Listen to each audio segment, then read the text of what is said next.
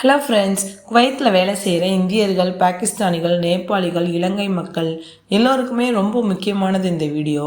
ஏன்னா ரமலான் வரப்போகுது. Domestic worker hiring start பண்ண போகிறாங்க. குவைத் லீவ் ரூல் ரிமைண்டர் பண்ணுறாங்க. இல்லீகல் எக்ஸ்போர்ட்ஸ் அரெஸ்ட் அண்ட் டிப்போர்டேஷன் பற்றி நம்ம வீடியோவில் பார்க்க போகிறோம். வீடியோவை ஸ்டார்டிங்லேருந்து எண்டிங் வரைக்கும் ஸ்கிப் பண்ணாமல் பாருங்கள். ஏன்னா இது உங்களுடைய வேலை, விடுமுறை, ஃப்யூச்சருக்கு நேரடியாக சம்மந்தப்பட்ட விஷயம்தான். ஃப்ரெண்ட்ஸ், அடுத்த மாதமே ரமலான் ஆரம்பமாக போகுது. ரமலான் நேரத்தில் குவைத்தில் என்ன நடக்கும் தெரியுமா உங்களுக்கு? வேலை நேரம் குறைஞ்சிரும். பல ஒர்க்கர்ஸ் லீவ் போடுவாங்க. லேபர் ஷார்ட்டேஜ் அதிகமாகும். ஏன் குவைத் நீட்ஸ் டொமஸ்டிக் ஒர்க்கர்ஸ் அப்படின்னு கேட்டிங்கன்னா, ரமலான் காலத்தில் வீடுகளில் நிறைய வேலைகள் இருக்கும். டிரைவர்ஸ், மெய்ட்ஸ், ஹெல்ப்பர்ஸ் அதிகமாக தேவைப்படுவாங்க. லோக்கல் லேபர் மார்க்கெட் ஸ்லோவாக தான் இருக்கும். அதனால தான் குவைத் கவர்மெண்ட் ஏஷியன் கண்ட்ரீஸில் இருந்து டொமஸ்டிக் ஒர்க்கர்ஸை ஹையர் பண்ண முடிவு பண்ணியிருக்காங்க. முன்னாடி இருந்த காலங்களில் சில நாடுகளுக்கு மட்டும்தான் விசா ஹையரிங் ரெஸ்ட்ரிக்ஷன் இருந்துச்சு. அப்ரூவல் டிலே ஆச்சு. ஆனால் இப்போ அப்டேட்ல பார்த்தீங்கன்னா, இந்தியா, பாகிஸ்தான், நேபாள், ஸ்ரீலங்கா இந்த நாடுகள்ல இருந்து டொமஸ்டிக் ஒர்க்கர்ஸை குவைத் ஹையர் பண்ண போறாங்க. யாருக்கெல்லாம் இது கோல்டன் ஆப்பர்ச்சுனிட்டின்னு கேட்டிங்கன்னா, டிரைவர்ஸ், ஹவுஸ்மேட், குக், ஹெல்ப்பர் இவங்களுக்கெல்லாம் இது ஒரு நல்ல ஆப்பர்ச்சுனிட்டி.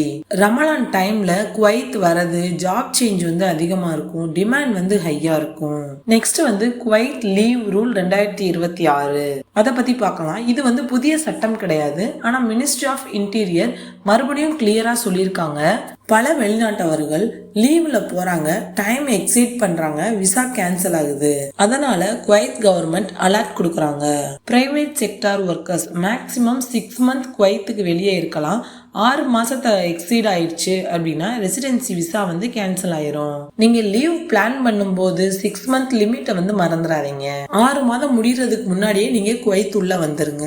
டொமஸ்டிக் ஒர்க்கர்ஸ், டிரைவர் இல்லைன்னா மெய்டா இருக்கவங்க மேக்சிமம் 4 மாசம் தான். அவங்களுக்கு 4 மாசத்தை தாண்டிடுச்சு அப்படின்னா அவங்களுடைய விசா கேன்சல் ஆக சான்ஸ் இருக்கு. ஏதாச்சும் எமர்ஜென்சி கேஸா இருந்தா கஃபீல், அதாவது உங்களுடைய ஸ்பான்சர் கிட்ட இல்லைன்னா MOIல பெர்மிஷன் வாங்கணும். பெர்மிஷன் இல்லாம நீங்க ஸ்டே எக்ஸ்டெண்ட் பண்ணீங்க அப்படின்னா இது லா வயலேஷன். நெக்ஸ்ட் குவைத்ல ஜாக்ரா கவர்னரேட் அம்ஹாரா ஏரியால செக்யூரிட்டி கேம்பெயின் நடந்துச்சு. 35 ஃபாரினர்ஸை அரெஸ்ட் பண்ணிருக்காங்க. இந்த அரெஸ்ட் ஆனவங்க யாருன்னா, தெஃப்ட் இன்வால்வ்ட் ஆனவங்க, வாண்டட் பர்சன்ஸ், ரெசிடென்சி வயலேட்டர், அப்புறம் இல்லீகல் எக்ஸ்பர்ட்ஸ். அத்தாரிட்டிஸ் கம்ப்ளீட் ஏரியாவில் சரவுண்ட் பண்ணி அரெஸ்ட் பண்ணியிருக்காங்க.